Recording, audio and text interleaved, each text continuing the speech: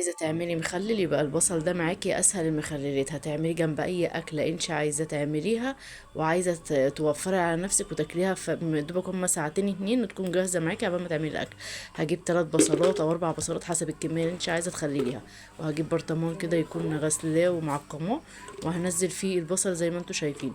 البصل ده بيتقطع شرايح، بيبقى طعمه جميل قوي. هحط عليه معلقة سكر وهحط عليه معلقتين ملح، ما تحطيش اكتر من كده لو هتعملي برطمان صغير. وهحط رشة فلفل اسود، وبعد كده هجيب ربع كوباية خل وهحط الباقي مية، وهرج البرطمان على قد ما اقدر عشان خاطر اوصل السكر والملح وكله في قلب البرطمان. بس اهم حاجه اغطي بس الميه في البرطمان. هقفل بقى البرطمان ده كويس قوي، وهرجه رجه حلوه، يعني اتاكد ان السكر والملح وكله دخل في بعضه.